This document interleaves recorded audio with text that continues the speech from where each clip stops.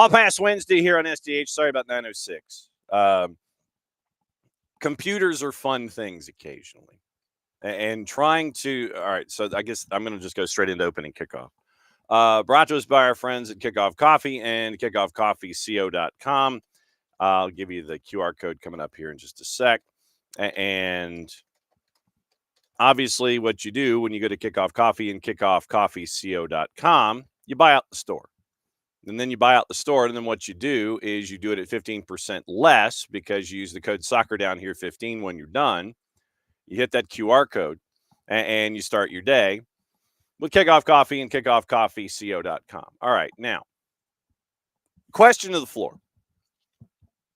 How many of you have like wireless mouses?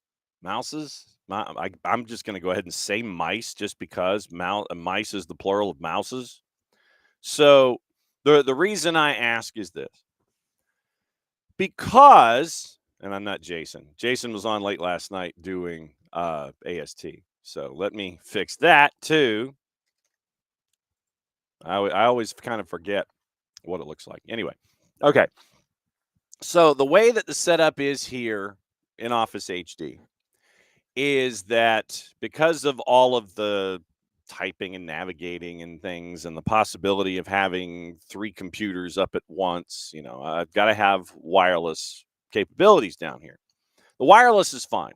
We got the wireless networking is fine.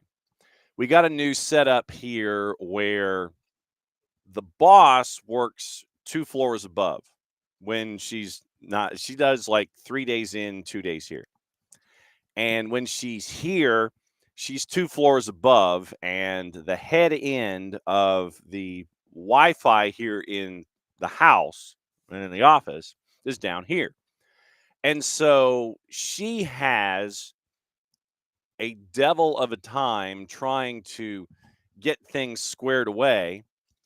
And it's like her signal down here, obviously, it's the fastest because I'm right here and it's all right there.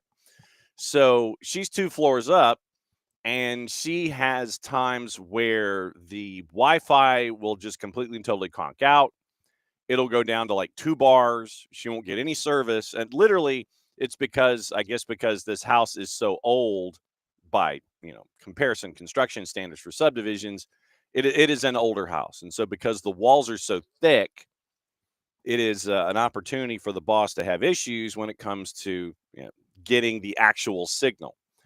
And so we got these boosters, and we now have cable and the boosters, and she's fine. But that was not what I was getting into.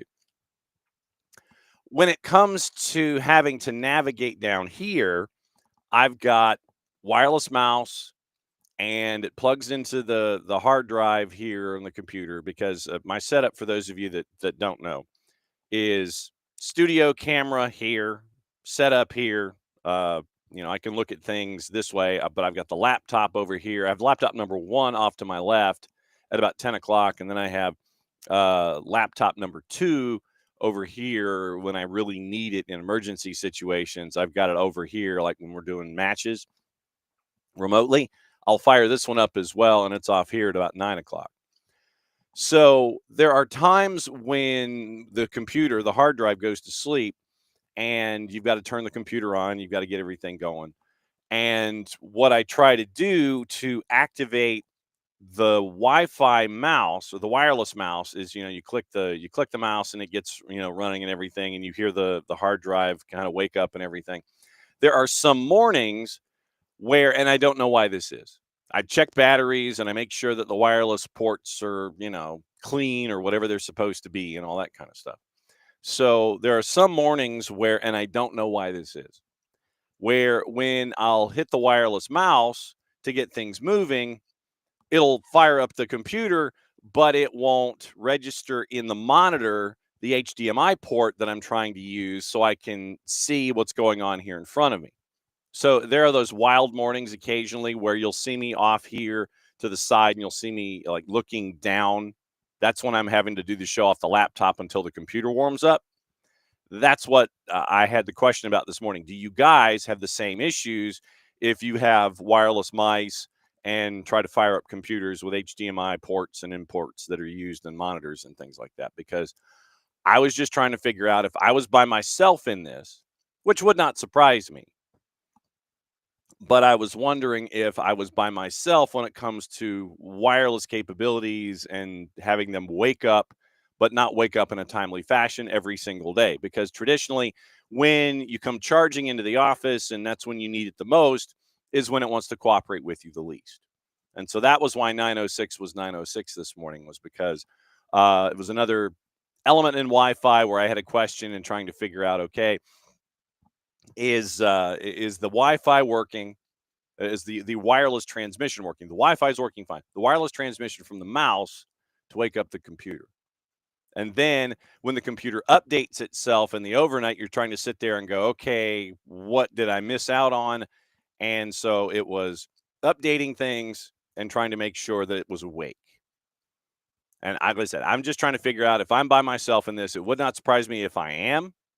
So like I said, I'm just trying to figure out if computers warming up and having wireless mice and HDMI ports, if I was having the same issues that you guys have occasionally. But of course, mine are usually in crunch situations when I really need the computer to fire up first and not kind of wait and sit there and go back and forth to try to wake the computer up by switching to another HDMI port and showing the monitor, hey, you do have a signal. Those kinds of things. Like I said, that was what I was trying to get into. So it's a combination of HDMI signals and cables and the waking up of the computer. So like I said, I'm just trying to figure out if I am if I was trying to figure out if I was by myself in this or if I wasn't. So that's what's there. So morning David, morning Dell, and Dell, I am the IT department. And that's the sad thing about it, is that I'm having to have to troubleshoot. And it's like, okay, is it just the computer? Is it the elements themselves? Is it the pieces trying to figure out to warm up? By the way, Daniel Price, he constructed this from scratch a couple of years ago, and it has been amazing. So much love as always to Daniel to construct this thing from absolute scratch to make sure that everything would function. So and four card, sad to say, yes, four card actually knows what I'm talking about. Oh my God, I'm not alone in this. I'm not alone. Four card has the same issue with his laptop dock and monitors. Laptop dock. Say that 10 times fast. Laptop dock. Wow, that's a difficult one, and the monitors. So yeah, have to put the lat hat first. Okay, man, that's just see now four card. When you said lat hat, I have no idea what that means. I will take your word for it, but yeah, like I said, I was just checking to see. Oh, the IT hat. Thank you. Yeah. So yeah, me being an IT guy, you don't want that. I'm the last person. Well, Adele, I do have, and Dell says I need to drink more Mountain Dew, and that might very well be the case because we are secure this morning with our liquids, and I do have my multivitamins to take here. Hang on just a second. So,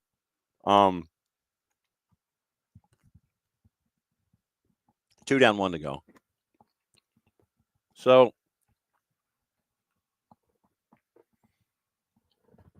all right, I think we're caught up.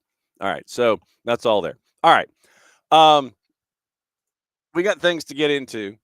We trust me, we do have things to get into. We got a lot of things to get into because today is another Leagues Cup day, but there is a Leagues Cup activity down at Mercedes-Benz Stadium involving Atlanta United, tail into phase 1. It's a homecoming. There were some roster moves and some roster designations that were changed. And we will be talking Benjamin Seshko and the chaos that is attached there. The plan is to have Tyler come in and we'll talk things. Dylan, if he is not the busiest man in the Northeast, we'll discuss Leagues Cup. And then to wrap up the show, we'll get into all your transfers, Grealish to Everton, Seshko trying to figure out where he wants to go, all those kinds of things. So it is 9:15. And so he is inside because the weather sucks. It's weird to say that in August. traditionally, you're out there on the lanai. You're hanging out. You're trying to dodge folks that are trying to mow their lawns that aren't yours and just make noise in general. But because the weather sucks, you're indoors. Not that your studio space isn't top notch. I'm just saying that you're indoors, which is kind of anti what you're used to being here during the summer months when you have the opportunity. Yeah, actually, I prefer this kind of weather. I mean, maybe not the cloudiness, but like the fact that it's 70 whatever degrees outside is Oh, much yeah. better than 187 Yes, like absolutely it's true. been. Yes. Um, no, I didn't even think about it this morning. I guess I probably could have went out there, but I don't know. Well, but if dude is like if next door neighbor is trying to mow his yard or Yeah. trying to sit there and make loud noises, I think he watches your show and he's trying to completely destroy this particular section of it. because he's trying to be such a horrible, nasty neighbor that he doesn't want his neighbor to That's right. to let everybody know what's on his mind. So, Yeah. so Jerk. yeah, exactly. It's like, dude, I got some stuff to do here. But no, I'm not going to let you do it. I'm going to make it. See, and Jamie Watson actually has the same problem. There'll be times when Jamie will be out on his back deck and they're one of his neighbors or the trains. By the way, he's got like a train. He's got a train track and a like Norfolk Southern or something going on in his backyard. But yeah, he's got a next door neighbor that pulls the same thing that your next door neighbor does occasionally. And so there'll be times when Jamie has to be indoors with his 3 kids, with you inside with yours. So I have seen this happen more than once on this program. It's a conspiracy. Yes, yes, Clearly. absolutely true. We have a match day 3 in phase 1 of League's Cup tonight, down at Mercedes-Benz Stadium. I don't know if you're aware of this. I've heard of it. I've heard of something about a Pineda Derby that's Yeah, happening. yeah, and so it is match day 3 in phase 1 for Atlanta United. Atlas, fresh off of their shenanigans at the end of the matchup at the Purple Barn in Central Florida on the weekend, coming north to take on Atlanta United. There's a bit of a homecoming that's attached. What kind of an environment are you anticipating for this one with the homecoming of former head coach Gonzalo Pineda now wearing all black on the touchline for his beloved Atlas now? I unfortunately, with it being League's Cup and a game that is meaningless, unfortunately for both teams, I can't say that I expect like the crowd to be massive, unfortunately. But Pineda kind of talked about it yesterday, but ultimately, like he was here for quite some time. He's still got lots of friends here. This is his first time back. I think that'll be really cool. Say what you want, your opinions about Pineda, about coaching staff in general. Pineda is a great dude. And I think, him coming back here, I hope that folks, just welcome him back and say, hey, welcome back. I hope you suck today personally, but Nothing personal to you, but yeah. But no, I mean, I think it's cool. I do wish the game actually had some meaning to it, yeah. but I think it'll be cool. I do feel like maybe you get a few extra people into the bins just from the sheer fact that there is something to this game more than just the third match of League's Cup that doesn't mean anything for either team. Phase 1, yes. It's it's a guy who spent a significant chunk of Atlanta United's very short history here. So I mean that should count for something anyway. Yeah. As we go through what happened in League's Cup, we have one team that has clinched their place into the quarterfinals, and that was Toluca after what happened last night. We had, I think, 29 clubs that were eligible going into the beginning of match day 3. Yeah. And we did have a couple of wins late last night that blew out half of the crowd in the Liga MX bracket. And you have 6 teams right now that are out in the MLS standings. So with 29 coming in into match day 3, and with a chance, obviously things can change when folks play and all that kind of stuff. What have you thought about League's Cup in general? Because we are at that particular point where, while yes, we will continue talking about it after tomorrow, we're going to be focusing more back on the regular schedule with Major League Soccer. What are some of your takeaways of Leagues Cup with the new wrinkles and the format changes and things like that, whether it's scheduling, compression, folks advancing? From 30,000 feet, what are your thoughts on where Leagues Cup is in 2025? I think it very rapidly goes from the whole thing hits to lots of misses, only because Okay. by the time you get to this third match day of phase 1 or whatever, you don't have much meaning to a lot of the matches. That's not to say, like, tonight is probably the busiest one of all, because tonight's matches definitely could sway a lot of things either way.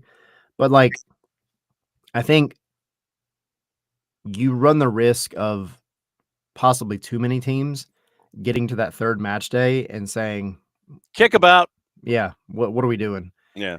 And I think that's kind of where there should be a happy medium. I think, the phase 1, like Liga MX side, MLS side, I think it has legs. I just think that maybe it needs to be divided up one more time to where you have maybe split those in half so that you have a handful of other teams. Just add one more round in it. And I'm not saying that, I'm in favor of necessarily making everybody play one more game, but I just think from a business perspective, I think you kind of cheapen the tournament a little bit if you end up kind of having this situation like you do now, where so many teams just are looking at this third match day and saying, like, at best, we have to go out there and play our rear ends off and hope some things go our way, much less the other ones like Atlanta and Atlas, who just literally have nothing to play for at this point. Well, wouldn't you rather play your ass off and hope that you do what you do to maximize the situation, and then you have to wait instead of just kind of sitting there and going,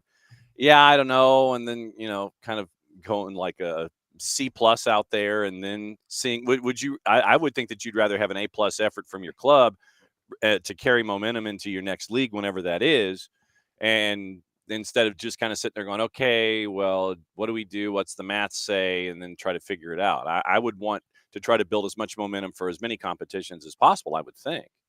Yeah, I mean, I think so.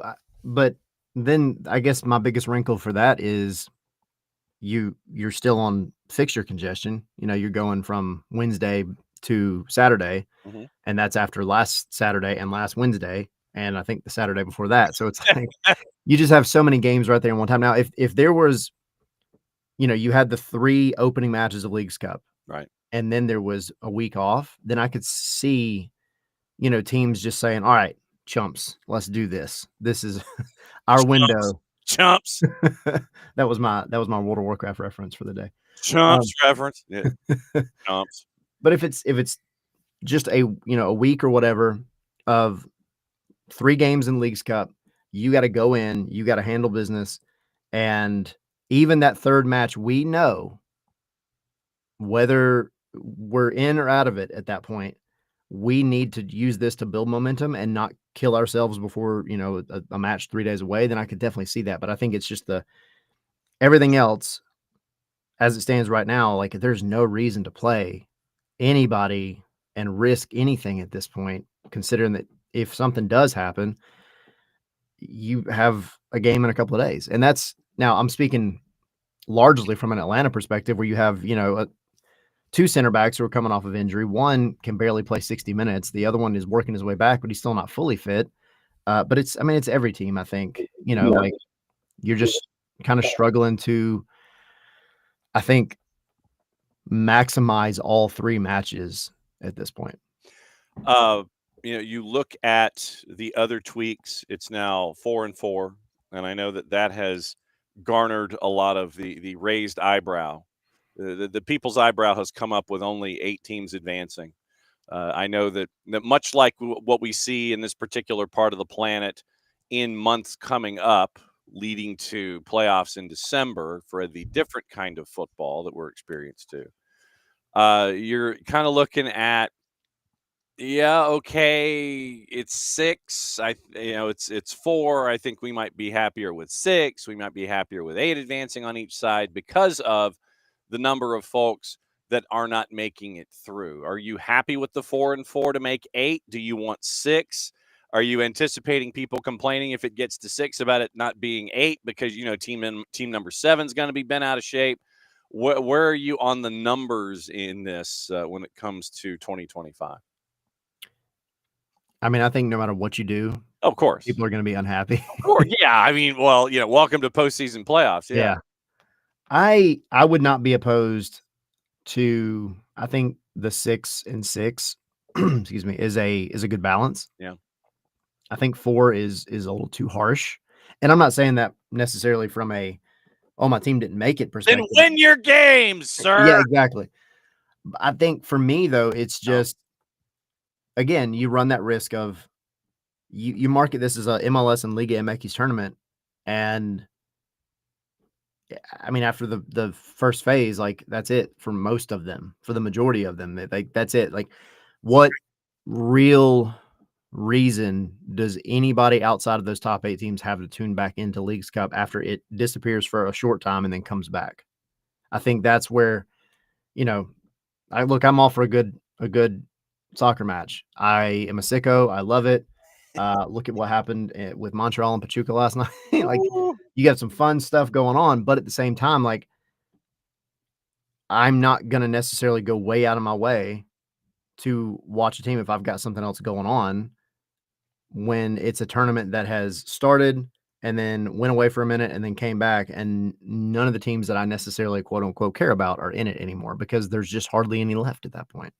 Yeah. KCD and Rogo at the Stade Saputo last night. They had their batch of fun, and that was definitely one to watch with all of the shenanigans and the pieces of everything that was out there last night. Let's see. So let me see if I can remember. Okay, so Toluca and NYC, they look like they wanted to go after each other after the whistle. And I believe it was Philip Dujic was the 4th, and Pierre-Luc Lazier was the man in the middle last night. So 2 folks that we know there. Crew and Leon, I think they kind of were just we're cool. We're going to go out and play, and whatever happens, happens. Yeah. You did have your moments of chippy, but it wasn't quite to the level that we saw in either in NYC or in Montreal with CF Montreal and Puebla, who really looked like they wanted to go out back or just go to the Big O and sit there and go right in the middle of the cement and just kind of have a Pier Sixer. Houston and Pachuca. Pachuca took care of business there. Then you had Mazatlan and San Diego last night. San Diego, this is what happens. And it's amazing what happens when Anders Dreyer comes back. Yeah. To get a win at a +116, and then LAFC, they hang on against Tigres, winning that one 2-1. They were the dog in that one at a +359 going in. So you end up with that. And then they had an interesting spectator in one of the interested spectator in one of the private boxes. Yeah. Because, I needs a private box. And so $20 to $26 million later, they've got a guy who's standing watching his club take a chunk out of Tigres last night. So it was intriguing to say the very least. But the early ones, I think the early matches last night were the ones where the teams were the chippiest and really just wanted to kind of like pull jerseys and take swings and go in and difficult tackles and all that kind of stuff. It's like the night mellowed out as it went along last night. Yeah. It's interesting to me too, because I feel like you asked me about Leagues Cup as a whole. Mm-hmm. And again, like I enjoy it. I just think there still needs to be some tweaks to the format. But one thing that I think has been terrible in just about every aspect of this tournament so far has been the officiating. Oh. I think it's been absolutely asinine. Orlando, when Atlanta and Orlando played there on Wednesday or Saturday, whatever day it was, I don't even know anymore. We're playing every day at this point, it seems. Yes, Saturday. Yes. That was embarrassing, and it was both matches though. That's the thing, and like you've seen this time and time again. We talked about it for the opening match, like just refs unable to gain control, super inconsistent, and it's referees from everywhere, right? Like this is CONCACAF, this is pro, like it's wild. And so I think if there's one thing that they've got to figure out, man, it's this officiating, because you end up having situations like this, and I get it. You want the feistiness. You want the quote unquote rivalries, even though they're maybe not rivalries at this point, but they're two of the biggest leagues in this hemisphere going against each other. You mean the Canadian Premier League is not one of the big I don't know, maybe at the depends moment? on what we classify as a hemisphere. But no, I mean, I think you have to foster that, right? Like if you're going to try to push something like this where you have Liga MX and MLS playing against each other, sure, I get it. But like right now, you run the risk of somebody getting seriously hurt. I mean, because at some point these little dust ups have escalated pretty wildly, and you're not far from straight up like hands getting thrown at this point. Mm-hmm. And I don't think that's going to do anything at all for the reputation of MLS and or Liga MX when it happens. We do have a piece of breaking news this morning, as of 7 minutes ago, but I'm not going to run. I'm not going to run the breaking news open, considering it has to do with the Mateusz Klich. According to Tomasz Lodarczyk over in Poland, Mateusz Klich is set to be presented as an FS Cracovia player next week, 2-year deal. A sentimental return to the stripes after 14 years in the final stretch. So it appears that Mateusz Klich has gone from poolside to KS Cracovia, who play in the Ekstraklasa, the top tier of national football's Polish association football system. So he's going home, and he's got himself a 2-year deal after lounging at the pool his first day. For those that missed the Instagram post, I'm playing golf. yeah. So he goes from there to going back to playing in Krakow for KS Cracovia. So yeah, good on you. Congratulations, Mazel Tov, and all that. Good for him. Okay, so you mentioned, and this was how bad it was. For those that did not have the opportunity to watch/listen to the show on Monday, we had 11 moments, most of them having to do with Atlanta United. We did talk about Seattle and Santos Laguna, and the Musovski foul that prevented the goal. And then we did talk about the end of Orlando and Atlas, where you did have the coming together of hands in a scrum on the goal line, and literally, hands around dudes' necks and things like that. And I'm still marveling at Robin Janssen and his attention to a lack of gravity. Yeah. Yeah. But I mean, in the Atlanta United game itself, you had a soft PK, you had a rebound come off on a PK, you had a yellow card finally shown for slow substitutions. You had let's see, you had the denial of the taking of a quick free kick. You had a yellow card early on that should have set a tone, or you would have thought that it would have set a tone, involving Stian Gregerson getting the early yellow, but it didn't set a tone. It was just ending up as an early yellow, and Stian gets a credit for playing as many minutes as he did, being saddled with that yellow card. You had the VAR on the Saba goal. You had everything that happened late with the Keylor Navas red. And I will once again reemphasize and take the information and do with it as you wish, that you had a center ref who's gotten most of his reps in the Costa Rican Primera, where the keeper for the opposition on Saturday night, the last time I checked, he does have a history of playing for Los Ticos. Take the information and do with it as you wish. But the fact that I've had to go through all of those moments with you and try to rapid fire them, not even talking about what happened with the Keylor Navas red and the shenanigans upon shenanigans and the crowding of officials and all of this stuff. I mean, literally Keylor Navas loitering and then directing traffic and bringing in planes at MCO for Angulo to make sure that he knows what he's doing. And I don't know how it was that Angulo forgot how to put on a jersey and put gloves on. It's like, oh, we'll put the gloves on first. No, wait, that doesn't fit. It was shenanigans of the highest order. And I will be intrigued about the review process for these individuals in this tournament to figure out who stays, who goes, who comes back, and why they are put in the positions that they're in. I'm not trying to sound cynical, like somebody on the Bird app. What? Or what was the Bird app? There will be nothing that happens. There will be nothing that happens. It's I was so irritated. And again, I could care less with it being Atlanta United. I really could care less. They have done this to themselves. They don't really get much goodwill in terms of what they get or don't get out of the referees because they're not playing good soccer at this point. So this is in no way indicative of anything going on with Atlanta United.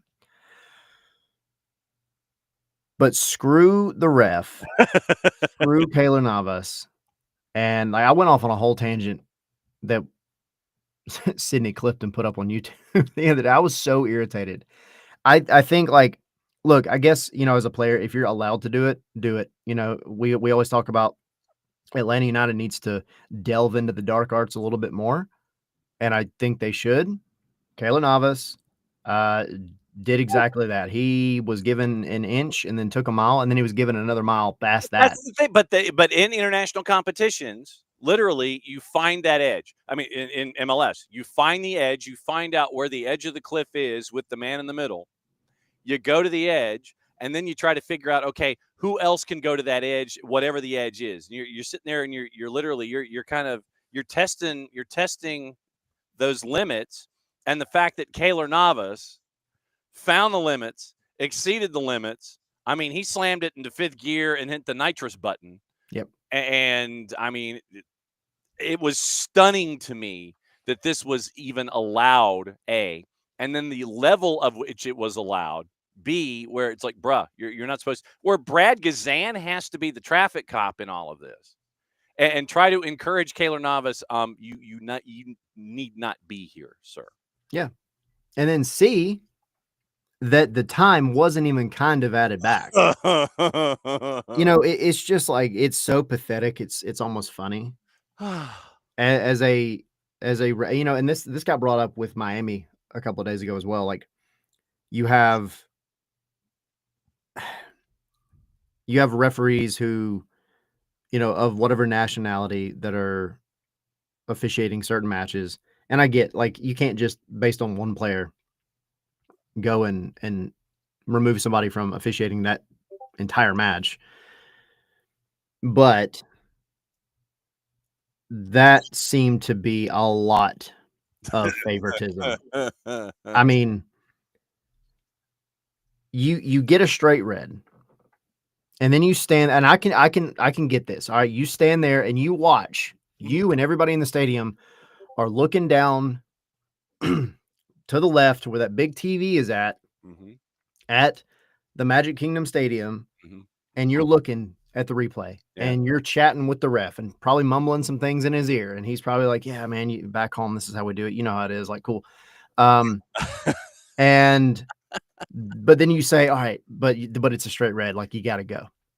But it's okay. You hang out as long as you want to. Do what you got to do. I know you got to get those gloves off. They're all taped up. It's going to take you about 3 or 4 minutes, and then he's got to go get them. Oops, my bad. Apparently, they're the wrong size gloves. Meanwhile, I'll go let them do their thing, and you, on the way out, go set up the wall for your outfield player turned goalkeeper. And as you just kind of meander off the pitch, dude, it is so embarrassing. It's so embarrassing. It rubbed me the wrong way. It was so bad. So let's see. So if it is a preview, so read preview. See, now Messi and friends are supposed to play Pumas, by the way. Yep. And so head to head, first ever meeting. Obviously, Lionel Messi status uncertain. Keylor Navas suspended. Talasco Segovia scored in 4 straight. Carrasquilla, and then keys for both sides. So Carrasquillo, can he do it again? Navas has brought stability and leadership to the backline, rallying his club to 3 straight wins. Can his replacement do the same? I'm guessing that'd be a hard no. Yep. But it was you had. Let me get both verb tenses in here. You have shenanigans in this tournament. you have had shenanigans in this tournament, but it seemed like it was turned up to 11, and I don't know why this is. That it seems like it always seems to be attached to Atlanta United when it gets turned up to 11 when you have shenanigans of the highest order. I mean, I have no empirical evidence to this, but it always seems that shenanigans go to 11, if not 12 or 13 on a scale of 1 to 10. And Atlanta United seems to be involved in it regardless of the competition. I don't know why that is. I have a theory. Oh? My theory is if you don't do it, it's going to happen to you. Mm-hmm. And that's the thing. Like Atlanta we've talked about this. We beat this dead horse over and over again. I'm going to beat it again. You have not had anybody consistently here in 5 years that has really, really been somebody that's going to facilitate what we refer to as the dark arts and the shenanigans. Well, and I'm not saying that Atlanta needs to go be, quote unquote prime Philadelphia where they flop every time they're poked. Right. But there needs to be some more stuff that happens. Or you allow stuff like this to happen. Like, I don't know what response I would have liked to have seen out of Atlanta United players when Keylor Navas just stood there, but I would have liked to have seen something. I don't know what it is. I mean, I don't know if it's just like shoe fly. I mean, yeah, I mean, get something. Yeah, but like you don't have that. I mean, you in the past 5 years, Ozzy for 3 games, he was here, and then of course we just talked about Cleek. I thought Cleek had it to a degree. Yeah. I just don't know that you've had anybody really besides that's been super consistent with being able to, again, facilitate the dark arts. And if you don't do it, it's going to happen to you. And yeah, David's saying there's no Escobar, no LGP, no Jeff Larinowitz. None of these guys, like they were the masters of their craft. And it is part of the game, whether we want to admit it or not. It's frustrating to be on the bad end of it, which Atlanta United always seems to be, to your point. But you might not always be on the bad end of it if you would go out there and just screw with people occasionally. Well, and this has been one of the things that I wish that we have seen more of in recent seasons.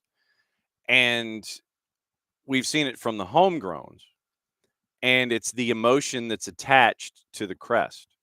And if you mess with one of us, you mess with all of us. And in these situations, the individuals that are the first ones that have stepped up have been Jay and Matt and all of the homegrowns this season and last, where they're not taking any of this crap from anybody. And it's one of the things that I wish that we had seen more of. I mean, you've seen it from Ronald Hernandez this season, where if anybody's messing with anybody within close range, that Ronnie's going to sit there and Ronald is going to sit there and he's not going to take it. He's going to get in folks' faces and he's going to give you payback and those kinds of things. There are ways to necessitate payback, and there are ways to buzz the tower. There's a way to sit there and it's like, oh, okay, fastball up and in. And I wish that there were times where you would see more of that, where if one of yours is fouled or if one of yours is mistreated, then the rest of you come running. That's something that, to me, I wish we would see more of. Much more of. Whether it's immediate, I mean, immediately there needs to be a response that the fans see and that the guy who just got eaten alive sees, right? Like there needs to be that sense of camaraderie, but also after the fact, somebody's got to come in hot, and like you said, fastball up and inside, like let it happen. And you just don't see that anymore. And it is unfortunate, but I think you have to have a little bit of that little brother syndrome where if you are going up against somebody that either is bigger and better than you or just has the upper hand on you that day, whatever it may be, you can always resort to a certain set of tools in the toolbox that will at least attempt to change the game. Yeah. One of the easiest things to do to get in a professional sports player's head, and Luke Brennan is a master of this. Cliff was really good at this. He's a chirper now. is to just talk and give them the biggest smile. While Ozzy did it, Ozzy got all of Charlotte fined for doing this. I mean, you just gotta be an asshole at some point. There's the E rating for today. Hour number 1. Good I work. don't know why this is so hard though. Like, then I look at myself like, does it come so easily to me? Like, am I that? Like, I want to see it more. I want to see, like, Luke Brennan, Jay Fortune, Matt Edwards. They have it because they've come up through a system, whether they went to college or not or whatever, that they were playing against grown men. They were the little brothers in this situation, and so they had to figure out other ways to get in the heads of these guys.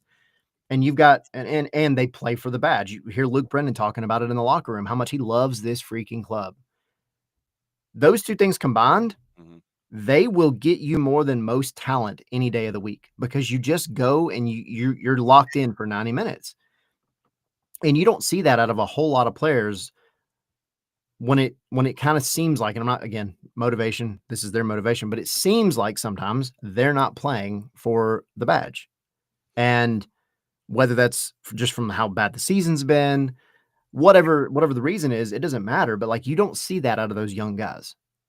And then that also shows itself in the moments where one of those other guys gets fouled, and who's coming running first? It's the young guys. I feel like I should let everybody go and find the Dennis Leary song having to do with your Yeah. your 7-letter word that you broke out this morning. Yeah. It's like you need your Rocky 3 moment where it's the final fight with Clubber Lang, and Rocky's getting in his face and going, "You ain't so bad," one of those. Yep. Tonight, well, actually, let me go back to yesterday. 2 moves yesterday, and you got some folks that were added to various roster designations. Nick Sessick for the remainder of the season is on the first team after coming now officially brought up from the 2s for the first team. And Cooper Sanchez gets the homegrown deal. So really cool stuff that happened yesterday with roster additions and such. Yeah, I'm super excited for Cooper. I have thought for the longest time, like, he is well on his way. He's been well on his way. So just to see that kind of, official, and whether or not you want to look at it as like almost a necessity with the way things are going right now, it is what it is. He deserves it. Sesak, like, just nothing against Nick at all. I just think like that one is very much out of necessity at this point, but that doesn't take away anything from what he's done in terms of his abilities, his talent, everything else. I think he's shown fairly well. And I think maybe having this opportunity on paper with the first team could be what he needs to take him to the next level. So, I mean, I like them both. I think they're both absolutely very quick answers to current problems, but also they do have very high potential to be rewarding in the long run as well.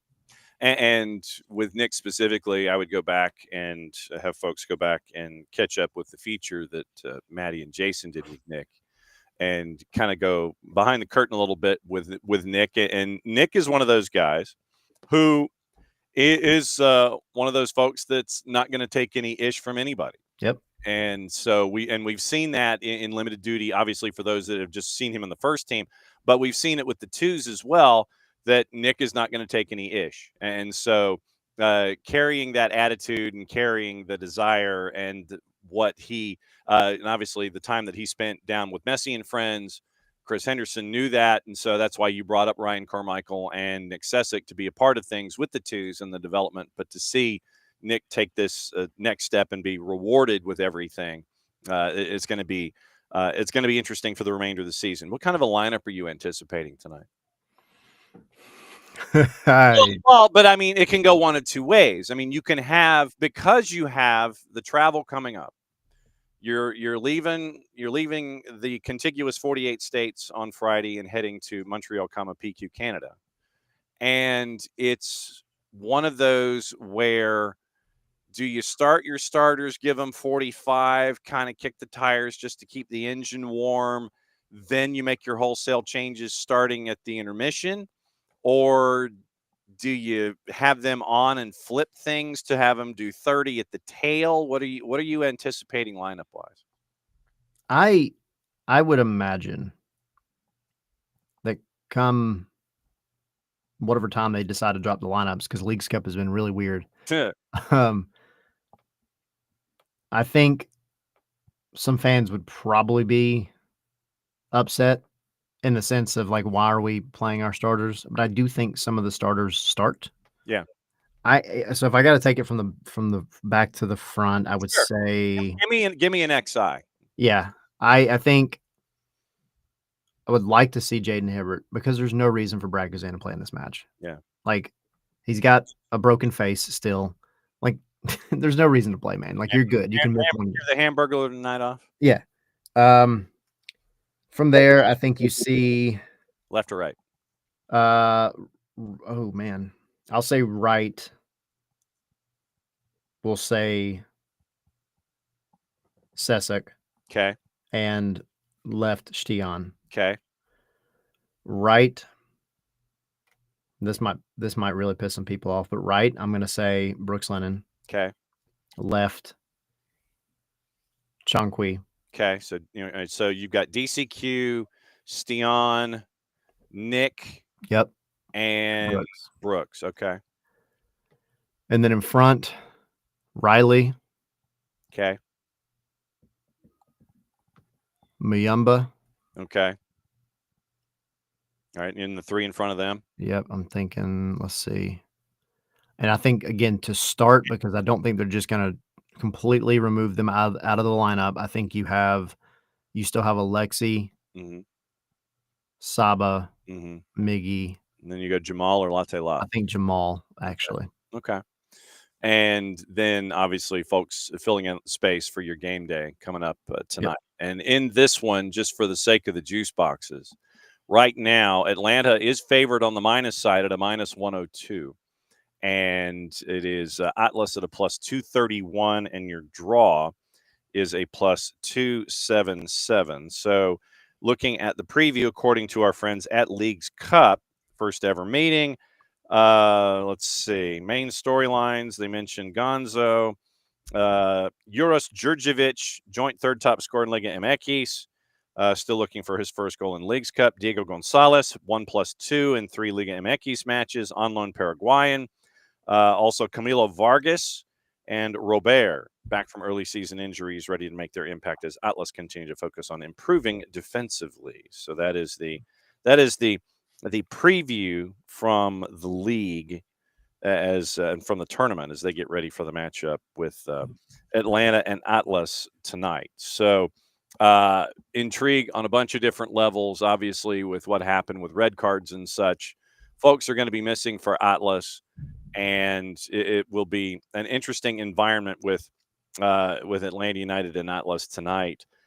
We mentioned, and literally this is the catch-all. So we come from the matchup in the midweek, and I mentioned the contiguous 48 states being exited on Friday as you get ready for the matchup against Montreal. Montreal, with the stuff that they went through last night, obviously it doesn't apply in an on-the-field sense unless you're talking about energy expended and such. But it's Montreal, and you get to go up against Efren Morales, who has made instant impact in Leagues Cup at the back line for CF Montreal. Yeah, scored a goal, got a yellow card last night. Like, he's been involved, to say the least.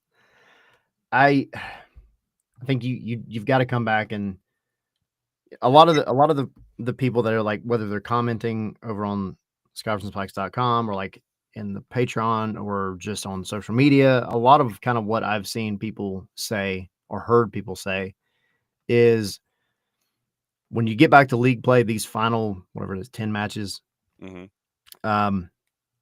just need to be competitive, and the individual kind of players, the talent that you see, you're looking at the simple things, right? Like first touches, ability to see and play a pass, like a good pass, like a line breaking pass, or that kind of game changing pass, or, create big chances. If you're an attacking player, defensively, leadership, individual, which we've seen out of Mihai as Mihai has stepped in. and you're going to start seeing Alzate soon. You'll start seeing Better Call soon. You'll probably see Alfonso tonight, I would imagine. Yeah. At some point. So it's just things like that. Where are we going to see what each of these individual players bring to the table now? You've moved some players out, you brought some in. And so everybody has essentially written off playoffs, and I get it. So it's not so much about let's go win every game to make the playoffs. It's let's go show that we have a foundation to build on going into 2026. And it will be, like I said, the lineup in and of itself and the match day 18 will both be interesting to see how they're how they lay themselves out here. Bigger news on a couple of different fronts. You know, we mentioned Yeonmin Son, who's at 20 to 26, depending on your escalators. Messi and friends will be without Messi for a while when it comes to him because of a slight muscle injury. And at the age of 38, slight muscle injuries might be more than just slight. Yeah. But, you know, there are some storylines that are carrying over from what we're seeing here at the end of Leagues Cup. We still have another 2 weeks, I think, left in the window for transactions and such. Corey Baird, I think, was heading out to San Diego. Laurel Failer had that yesterday from Cincinnati, gets Corey Baird closer to home. So the transactions themselves, I mean, how much more active are you anticipating Atlanta in the final 15 days of this window? Is 5 out, 4 in? Is that it for you? I wouldn't say that it's over. It's not over until we say it is. Yeah. I wouldn't say that it's over, but I would say it's very relatively unlikely. Okay. That you have much more movement. I think it would have to be the right kind of move, the right guy, the right trade. I would love to see Atlanta get involved in the cash for player trade type situation somewhere or another. Well, John Texter would have to help out in that, I think. Yeah, for real. But no, I don't expect, anything super crazy over the next couple of weeks with Atlanta. Now, that's not to say that, 2 weeks is still a lot of time.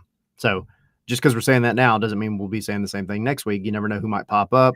Whatever talks might come good. But as of right now on August 6th at almost 10 o'clock, I would say not super active. Yeah, and Mateus Kokoro, who got the red card in the coming together at the end of Orlando and Atlas. As far as I know, he has not had that red reassessed, so they will be without one of their stars up top and one of their starters in Mateus Kokoro. I'm thinking of Falcone's red. That one got rescinded. Yes, Maxi Falcone's red got rescinded. I'm sure that they were just blinded by his fantastic head of lettuce. Yeah. They're like, oh, yeah, absolutely true. So, all right, hit the promo for me. What's going on? Are you doing the live from inside Mercedes-Benz tonight? Are you across the Home Depot backyard at the hotel? What's going on? No, we'll be inside the Benz doing our normal pre-match show, just talking about lineups and everything. And then again, tomorrow we'll be doing the show on Thursday because this game tends to cut into our normal show time. So, yeah, tomorrow we'll be back and at 7, and then we've got another game on Saturday. So, exactly. Yes. Wash, rinse, repeat, churn, and make sure that you advance to the next to make sure that the cards are shuffled appropriately. As always, my friend, it's always great to catch up with you to bet leadoff on Wednesdays to get your thoughts on Atlanta United and everything else going on in this particular purview. Enjoy. What cup of coffee are you on? This is actually my first, so I'm literally going to walk out of here and go get another one. Man with priorities, and yes. You're going to control the chaos that was going on off camera that we heard early on in the segment. Yeah, you hear the banging feet and slight screams in the distance. Yes, that's breakfast time at the Casa de Pilgrim. Don't think I don't know that because I know what it's like for someone who wants to demand a CHICKEN with all of his meals. Yeah. Food, greatest motivator. Yes, to raise your voice. Absolutely true. We'll see you tonight at the Benz, my friend. All right, see you. All right, there goes Tyler. Tyler's going to go get his second cup of coffee. And so he's off and running. So hour number 2 is you and me, and we're going to break down everything that's going on in Major League Soccer, and we'll go through what happened last night in Leagues Cup, all the news, all the things, stuff that's come across the desk, stuff to keep an eye on, and let you know what else is going on in and around the world of soccer. And we'll get into your comments as well. I know that there have been some comments this morning about KFC specifically. Leagues Cup occupies a giant shrug. Open Cup, cherish and miss. Greatly embarrassed we didn't play in it. I think they need to fix the rule there, where if you can have your second squad be engaged in those kinds of things, then they should let that happen.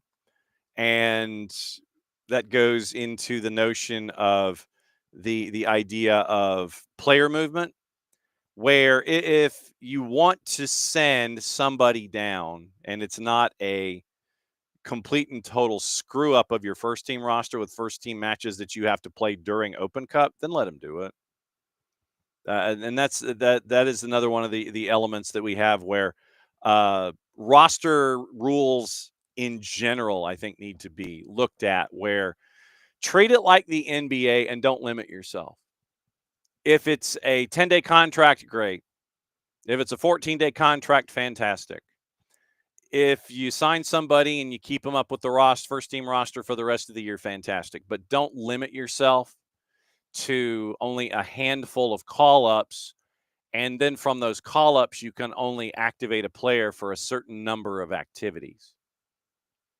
You bring somebody up, you make sure that they can play and be eligible to play, and that if they play once, it's like, just let them be eligible, period. Don't let it be where it's like, well, you get all these short-term agreements and all these short-term call-ups, but you're only allowed to play X number of matches underneath the number of short-term call-ups that you've been given.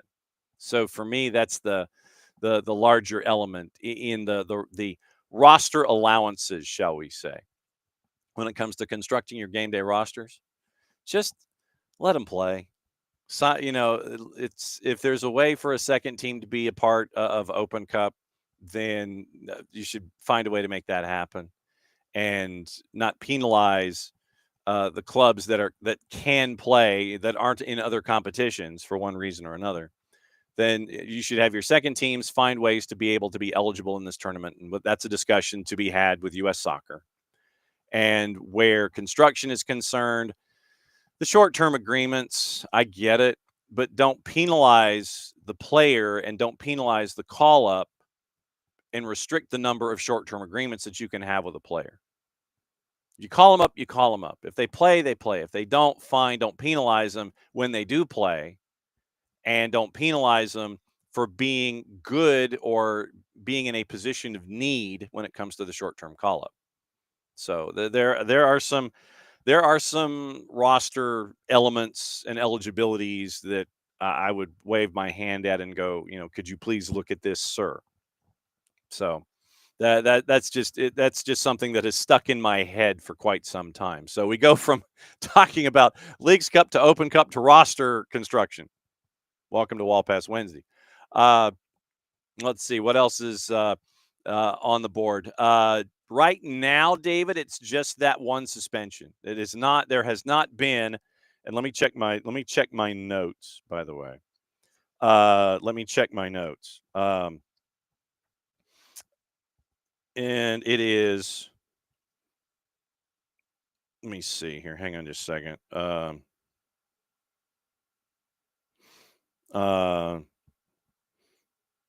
I have not seen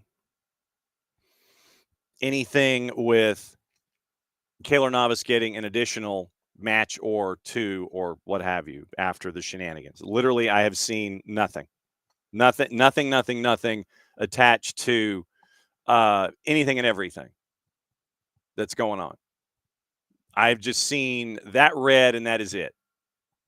Notes from Leagues Cup their own selves, and we get the notes every single day on Leagues Cup. So you look at the notes for tonight, looking at the knockout stage. You go down, into the main storylines. Literally, point number 2 just says suspended for this game. There is no added to it. There is no added to it at all. No added note, period, when it comes to Keylor Navas that we know of. So that's the latest element of Keylor Navas. So for all of the shenanigans, it is just that one for the red card. All the other stuff up for review have not seen anything attached or detached. So right now, just today, I would imagine, and like I said, this is me with a gigantic question mark over my head. If something happens tonight, right now, Pumas is in that mess of folks trying to get in. Right now, they're at 5 points. 2 matches, 1-0-1. So they got the win, obviously, in the shootout against Atlanta United, the penalty kick shootout at the end. 5 points. Right now, 6 is the bar. So if they get a result tonight, then obviously they're looking to win, which is what you're trying to figure out with Leagues Cup. They're trying to promote winning in 90 minutes every single time, winning by a lot in 90 minutes every single time. Right now, Pumas, if they win, they're at 8 and they're in. If they win in a shootout, they're at 7, they're probably in. 6, if they get into the shootout, if they draw after 90 minutes and lose, you're on the ledge. Right now, here's how it stands. Toluca in with 8 points. Pachuca at 7 after their 3 matches. Tigres and Puebla right now. Tigres is 3rd, Puebla is 4th. That would be the 4 that would get in. Juarez, they have a match, and their match is tomorrow. Pumas is tonight.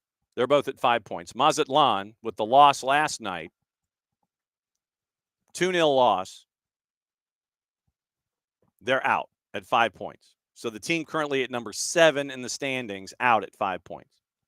Necaxa, who is playing the purple team tonight, playing the purple team tonight, they are at 4 points. They're in 8th. And Tijuana, Xolos is playing, where is Xolos? Xolos is the nightcap tonight. Leagues Cup After Dark in Seattle. So they need a win and probably some help. We get into goal difference, goal, and all those things. So, and everybody from 10 on down is done. Tijuana, because they have not played their 3rd match at 3 points, right now that's where they are. So it is Toluca in, Pachuca 7, Tigres 6, Puebla 6, Juarez 5, Pumas 5, Mazatlan 5 out. Necaxa 4, Tijuana 3. So basically 10, 3, 6, 8, 9. So 10 teams have been eliminated out of the Liga MX side. Some with matchups. We'll get into juice boxes once again. MLS side, Columbus, 7 points. They're on top, but they played their 3 matches. They're in the barn. Seattle's at 6. They play once again late tonight. Portland's at 6.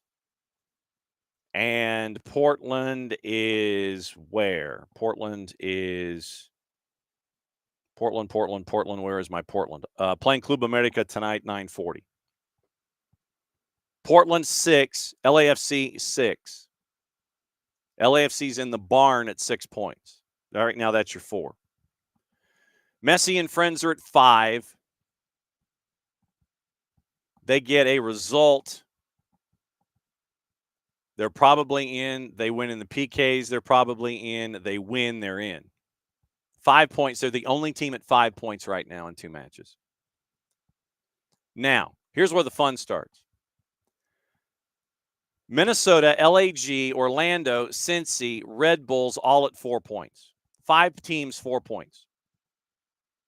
I don't want to know the machinations. Chris Whittingham had a pretty good run last night when he and Lori Lindsay were calling the Toluca match from the Bronx, in the Bronx. he had a good rundown as to who was doing what, where, and when. San Diego out after their win last night. They wrapped up at a plus 116. Colorado has a match to play, and they are the last match on the board, period. Might end up being a kickabout with Cruz Azul, considering Cruz Azul has been eliminated. But Colorado, 3 points, 2 matches. NYC out after their result last night, losing to Toluca. RSL at 3 points. They're in 14th. They win. They need some help to get to 6.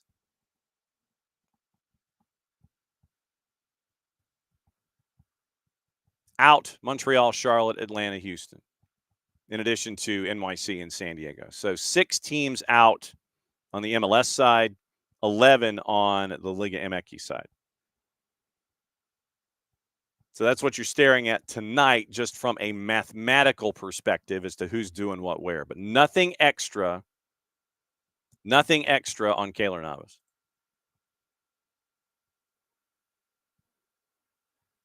So you have that to pay attention to. Morning Modiflow, morning Michael, morning Emilio, morning Pars. No, I mean, Emilio, I would not. Emilio's asking if there are going to be any other moves in the next couple of weeks. Don't know. I mean, but don't close yourself off to the idea that something else won't happen. So that's something to keep an eye on anyway. And so Big Sal, thanks, Ricky. Big Sal has been signed for tonight, short-term agreement. This goes to and I'm hoping that the short-term agreement just applies to the tournament. I imagine it does. But just outside of the tournament, regular season play. So Big Sal's coming in tonight, short-term agreement. So you could have, and like I said, I imagine that you may have some of the starters playing 45 just to keep the engine warm, and then you have substitutions coming at the half, or play 60 and then have them switched. That would be my gut. You either start players, give them 45, switch them at the 45-minute mark, coming out the second half. The fourth gets very, very busy, or do it at start at 60 minutes, find out what the deal is, and then you do your thing. So that's at least my gut about tonight. Could go one of two ways, but once again, you're also looking at that matchup with Montreal coming up later on Saturday as you jump back into MLS play. And so that's kind of what you're staring at when it comes to lineup tonight, minutes tonight, moving over and getting ready for the trip to Montreal on the weekend. So, and I know a lot of you are sitting there saying it's cool. Give them the week. In some cases, they probably need the week. In some cases, I think you still need to keep the engine warm. Somebody like Saba, you might need to keep the engine warm on Saba, so maybe Saba gets a start. So it may end up being something like Luke, Saba, Jamal, and like I said, this is an appearance in the universe. This is one of many appearances that you could have. You could have Saba, Jamal, Luke, Miranchuk, Bart, because you want to keep that engine warm, Tristan, and then at the back you might have Brooks on the right. Then looking at your center backs, try and figure out what your minutes are. It's probably some combination of Mihai, maybe Big Sal, maybe Nick, and then on the left, what do you do there? You keep an eye on Pedro. Do you put Brooks on the left again? Do you bring Ronald forward? Try to figure it all out. Jarrett's hopping in here on a wall pass Wednesday. And so, Jarrett, we were kind of looking at tonight. We were looking at the Gonzalo Pineda return. We were looking at lineup. We were looking at Big Sal getting a call up. We got Nick Sessick getting a contract, first team deal through the end of the year. Cooper Sanchez getting signed to a homegrown, which is well-deserved. So there's a lot of stuff going on with Atlanta United getting ready for this matchup in the midweek. How many minutes do you play? Who do you play? How do you start? There are questions because you've got Montreal coming up on the weekend. Yeah, this is a great example for me of a situation where you rotate guys like hell. You see how many people you can get out there who don't see minutes consistently, and you tell them now is a show me situation. Cayman Togashi, show me something. Yes. Nick Sesek, show me something. You were in that contract. And Nick's been good with the second team. And again, that's as much as we would love the idea of our entire second team being 17, 16, 18-year-old kids. You don't build the whole plane just out of that. You have your Javi Armises, which I'd love to see Javi on a short term. Like, bring Javi up. Let's see what he does. You still need to find guys like that who came from another academy. It didn't quite click, and this is their chance to prove that they can be a contributor to your team. You literally have had this before where you've gotten somebody who was on a homegrown. It didn't work for them. You brought them up to the first team. You brought them in to be the part of the second team. They worked their way into the first team and were able to contribute, be positive members of your little soccer society. Now is that night where, yeah, it sucks that you don't have anything to play for. A lot of teams will have something to play for. Atlas not being one of them. Atlas's trek here has been a little more heartbreaking though. Like, they lose. Like, they were about to go to penalties with Messi and co. And lost on what was basically like the last kick of the game. On a ball that was, again, very close to being offside, but I was fine with giving it because I don't think there was anything there on replay with the angle you had to take it away. But it's still heartbreaking because you lost on the last kick of the game against Messi. Then you had whatever the hell that was against Orlando that was just a rock fight. Where you were playing level with Orlando, and then you lose it late, and then everyone lost their heads. If the ref really wanted to, he could have sent 4 people off in that scrum, but he didn't. Which I respect. I mean, he sent one guy off, and he had to send that guy for Atlas. I forget who it was for Atlas. He had to send one guy off. He had to, because he started the whole thing and threw somebody down by the throat, I think. Oh, Jarrett, you're being requested to adjust your microphone. I'm working on it. But so both teams should be in a situation where you see depth pieces. That's just the way it is.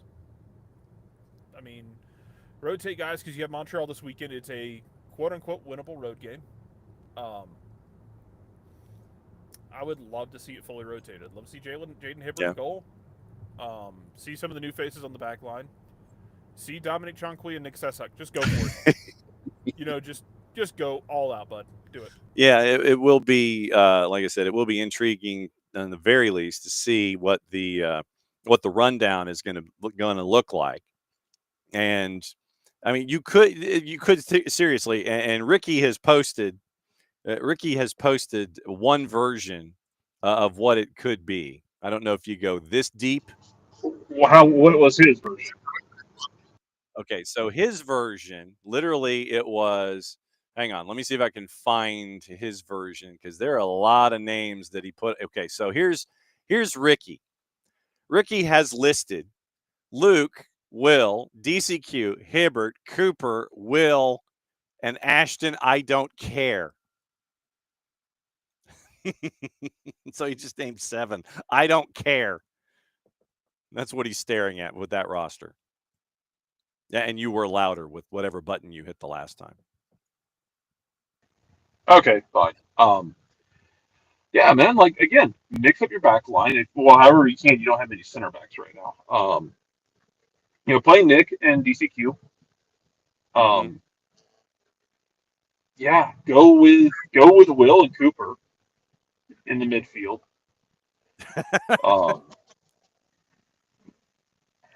Trying to think who else you do. See, under normal circumstances, this would be like a complete and total surprise for the opposition. But Gonzo knows these kids, so he knows what they're bringing to the table. Yes, he does, and Gonzo knows and liked a lot of these kids. He's very adamant about about, the kids having shots. Whether that was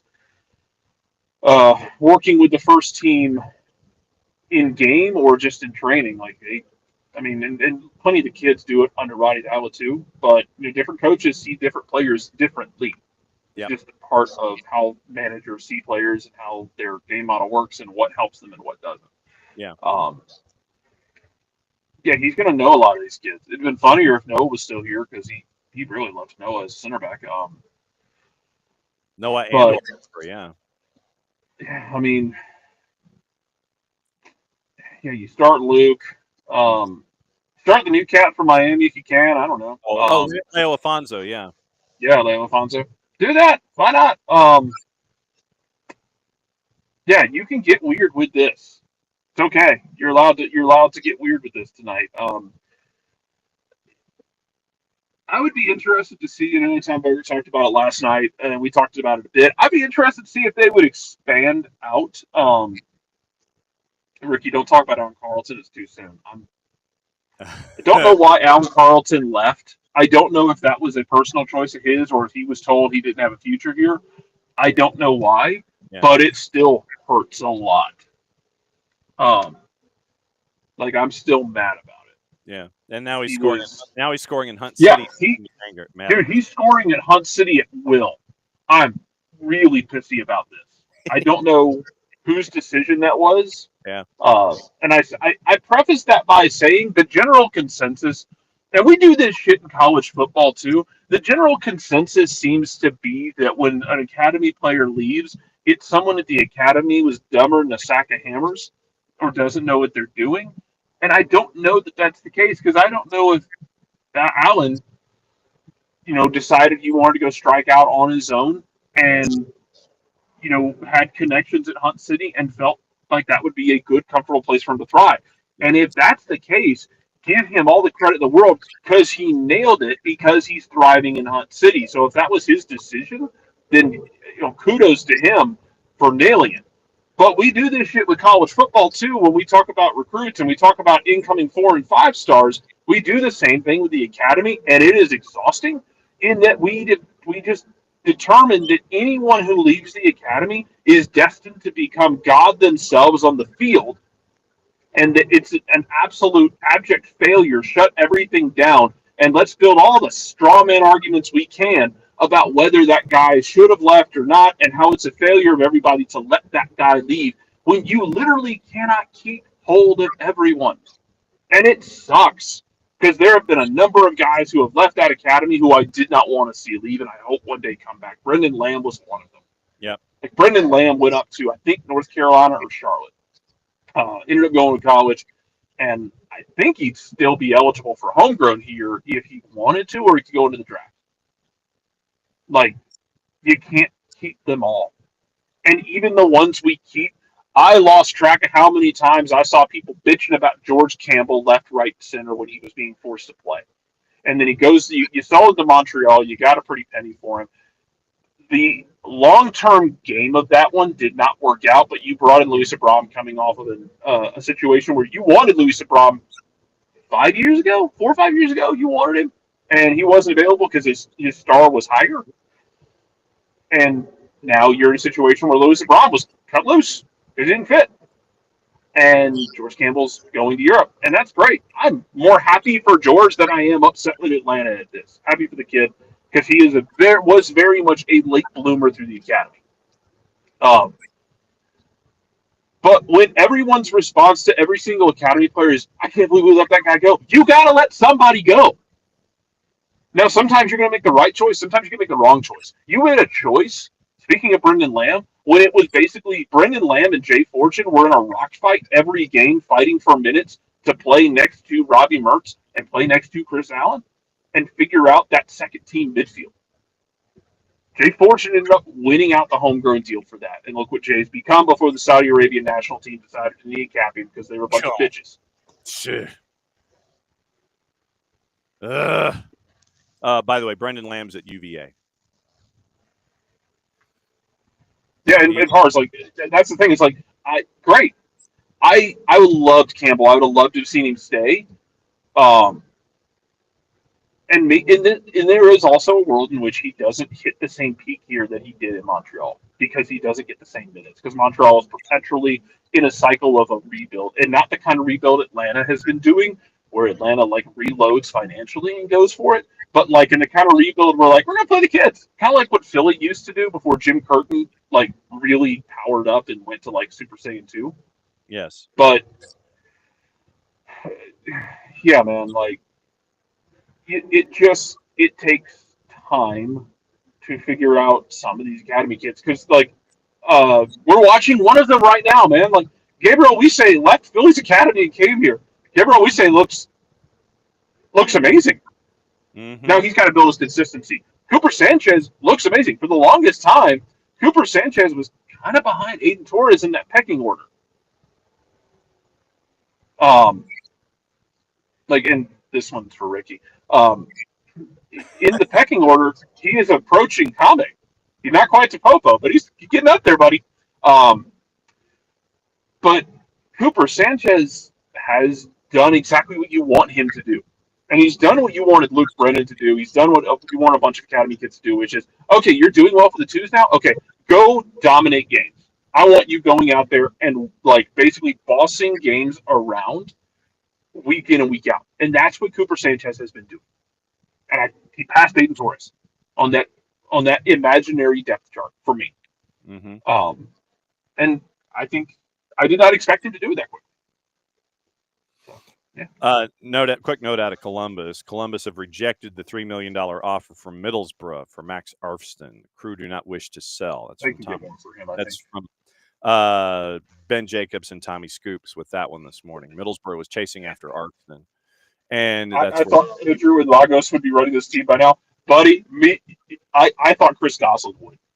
Chris Goslin played one of the best number 8 roles I've ever seen in a youth national team tournament and did it in a way that, like, Jason and I were losing our shit the entire time. Like, oh, my God, Chris Goslin's going to be, like, he's going to be, like, a game-changing 8 in MLS. And then he got hurt, and he never really took his recovery seriously. Yeah. And he never became that guy again. Last time I checked, he was, like, playing as a rotation player in the TST over the summer. Lagos actually has made a nice little living for himself. He has. Lagos is I think he's with the Murder Owls still over at Union Omaha. Oh, let me double check that real quick. I believe you are correct, sir. But yeah, it's like he'll spend time with the Murder Owls and then he'll go play with Des Moines Menace to fill in some space. But Lagos last summer was like scoring goals for fun. And maybe Lagos' ceiling is USL League One fringe USL Championship guy. That's still good enough to play and then coach on the side and make a living for yourself and do something you love for a job. And that is a successful academy export to me. Your success as an academy is not necessarily defined by how many MLS starting 11 players you create. Can you get guys prepared for not just life, but to play the game professionally with a good attitude and a proper mentality so that they can contribute to teams and contribute to the society they are in, wherever the hell that society might be. Yeah. And credit to Lagos for it. Lagos took that homegrown deal back in the day, and dude, it had all of the feeling in the world, and it took him a while to fully hit it. I'm very happy to see him pop up scoring goals. Machoke Chol's in a similar vein, although Machoke Chol went to Wake Forest for 4 years. But to understand like how Machoke was a success in that, all you would ever have to do is be in that locker room when Machoke Chol showed up last year after the Miami game, the Miami playoff game, the Sean Day winner. When Machoke Chol showed up and the energy of that locker room went from really happy to absolutely elated. Like, that kind of kid, not just a soccer player, but the human being, is what you want to create. Mm-hmm. And that gets lost in the shuffle sometimes when we think about, is a guy a failure or a success? And I also think it's callous and short-sighted and stupid as hell if your approach is, I don't care like if he's a likable guy. You should. Because guess what?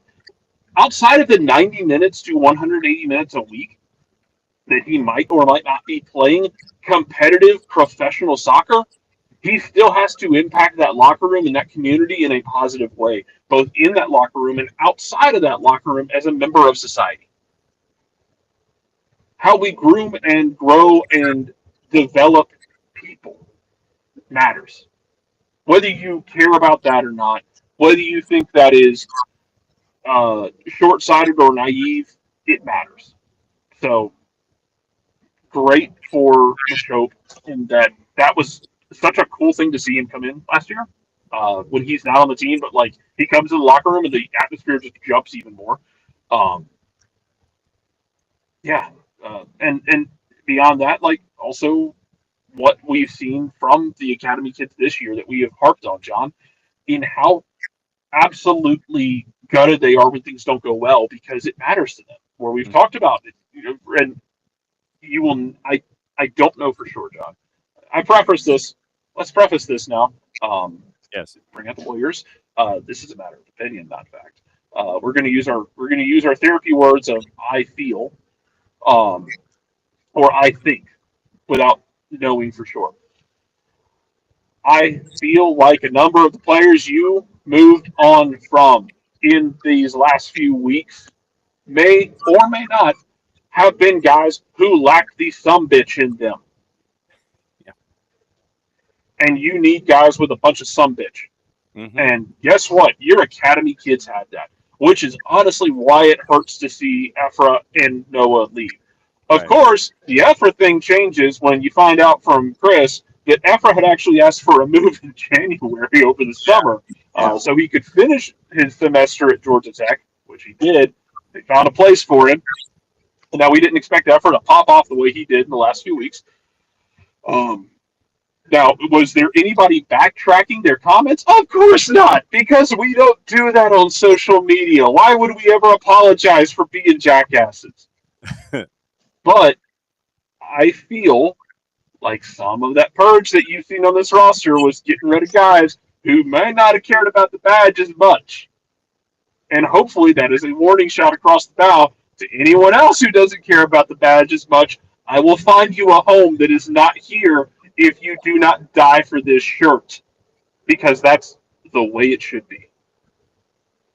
Lagos Kunga update for those that might have missed. Last season, 10 goals, all comps. I think it was 34, 35 matches. Suffered a leg injury in preseason, had surgery in mid-March. And so he did post a picture to his socials about getting championship rings. And that was in May. So it's been fairly quiet, but surgery to a leg injury suffered in preseason, and it looked like from the previous photos that were posted in March, it might have been something with a knee.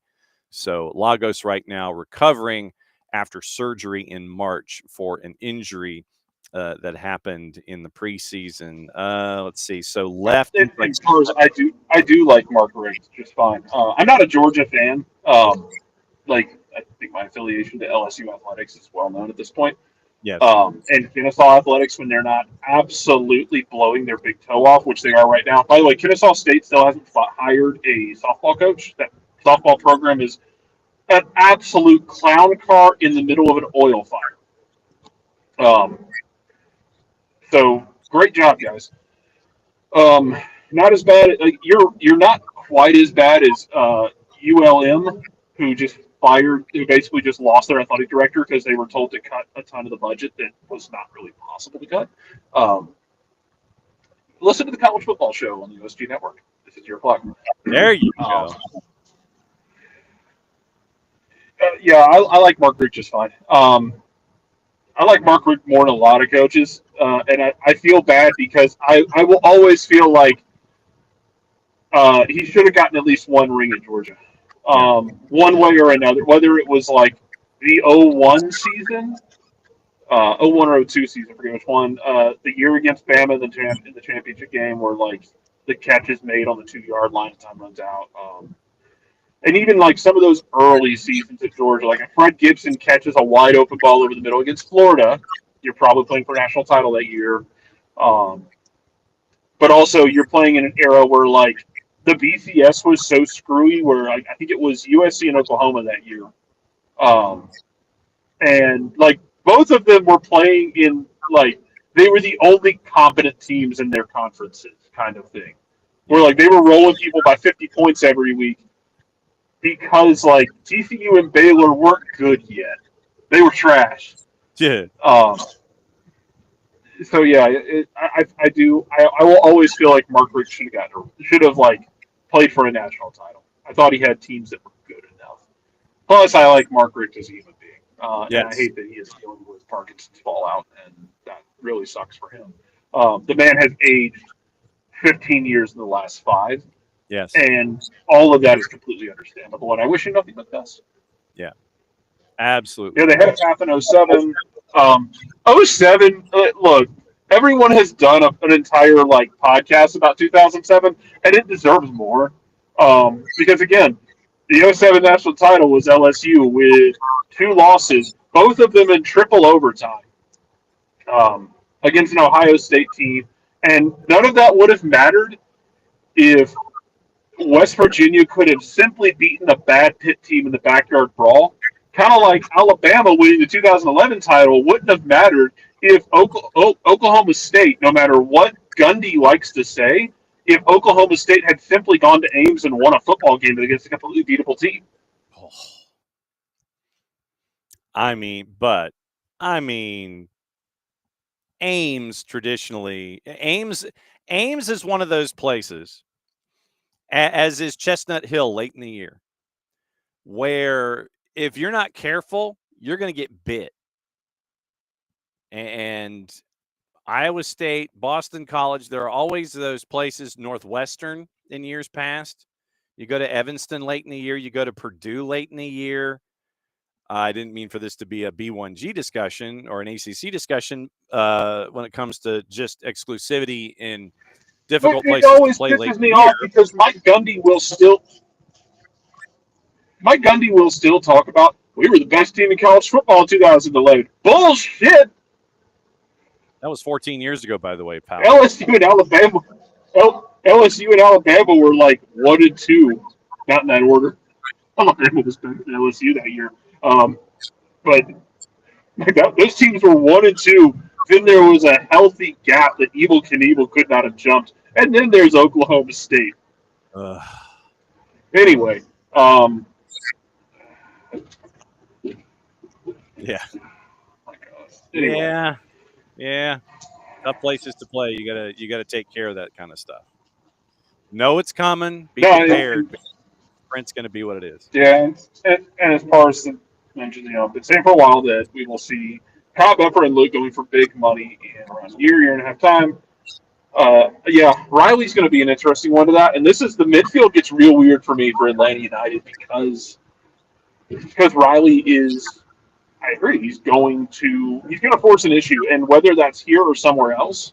Yeah. Because you have Cooper coming next. I don't know if Tristan stays. I think Bartosz Schleich, as long as Ronnie Dial is staying, and newsflash, Ronnie's not going anywhere right now. Right. I know that causes mixed feelings in people, and that's okay. You're allowed to have mixed feelings about that. No one's telling you you're not. And if they are, just tell them to piss off. I think as long as he's here, Bart is a staple in that midfield. Yeah.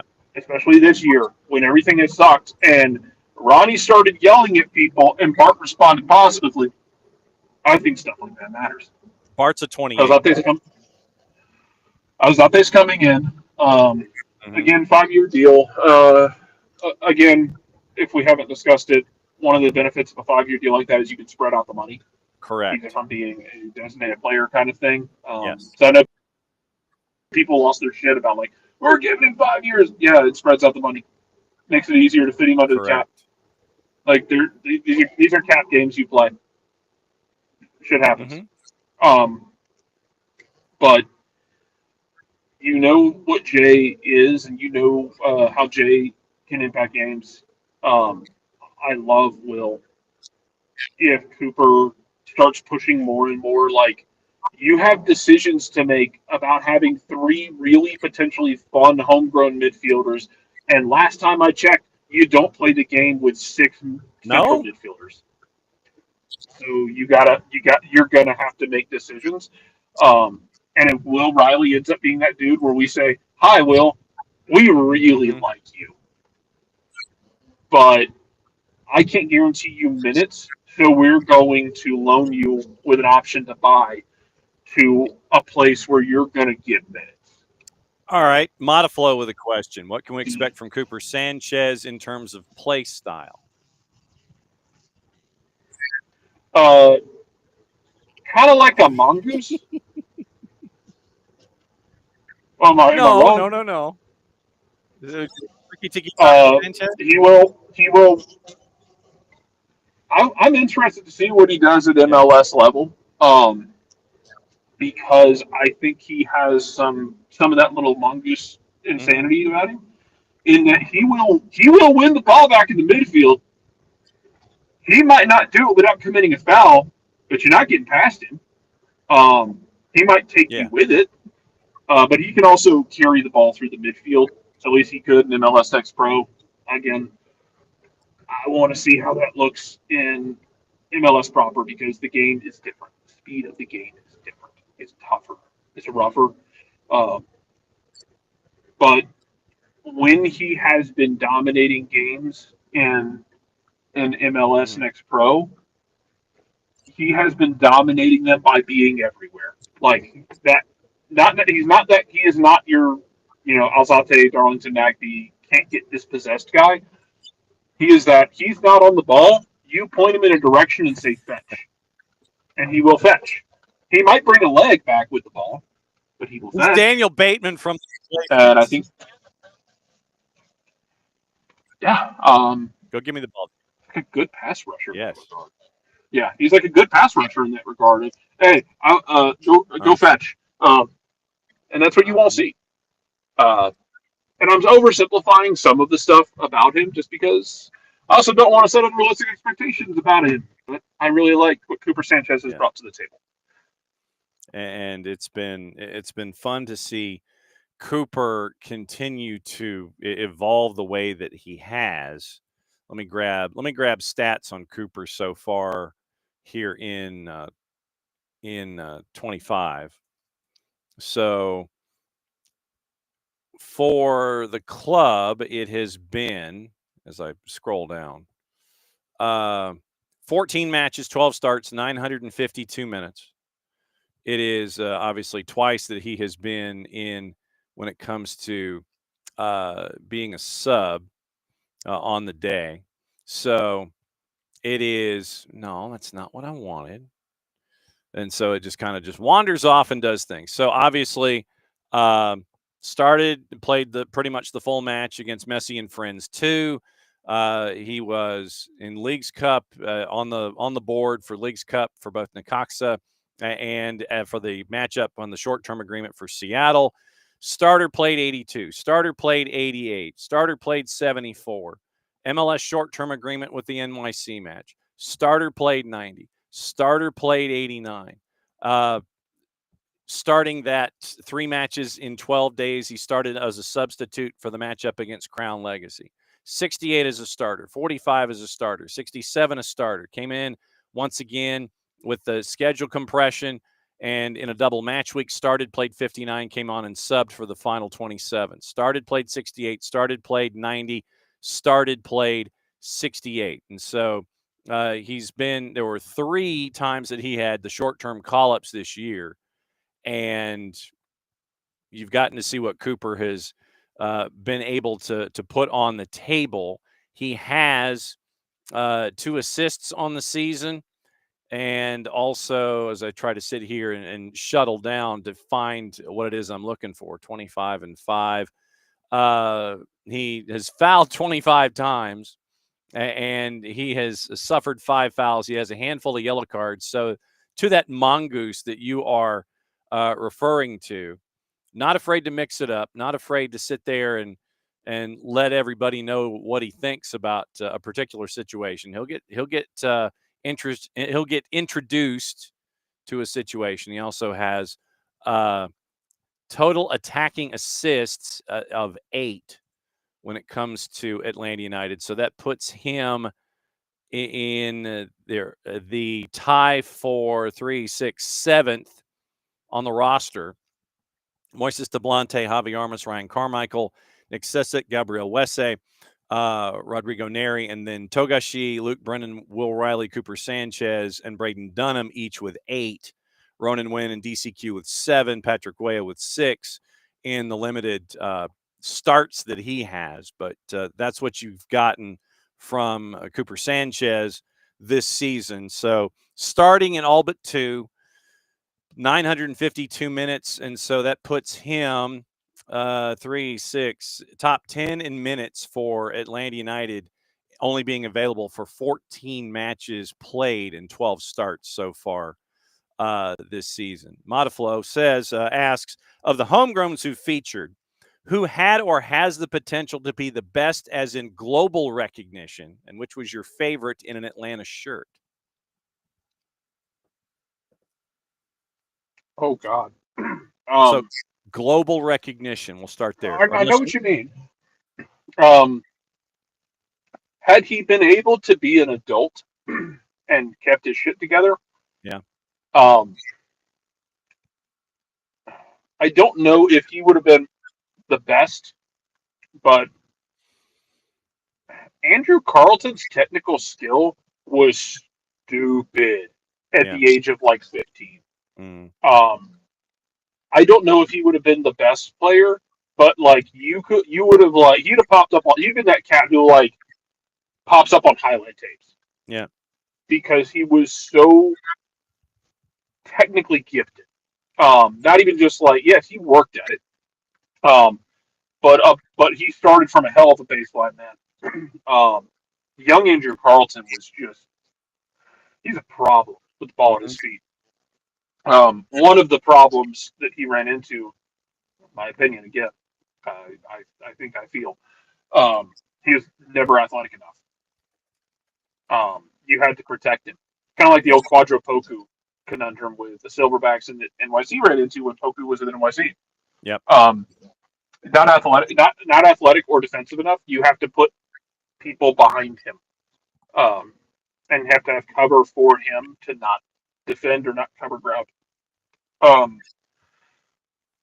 And Andrew Carlson was so technically gifted. So stupid.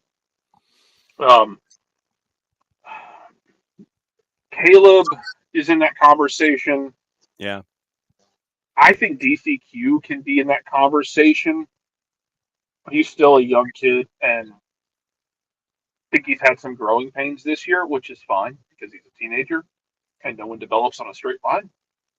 I think DCQ can be in that conversation because I think DCQ's baseline right now is higher than a number of the other left backs you've had come through left back U. George can be in that conversation. I think if George lands in the right spot in Europe, just because he came up as a 6/8.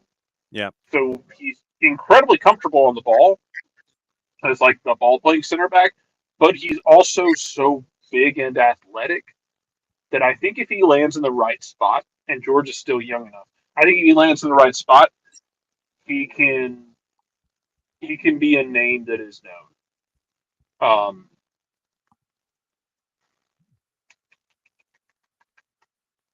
I'd love Noah to be that guy too.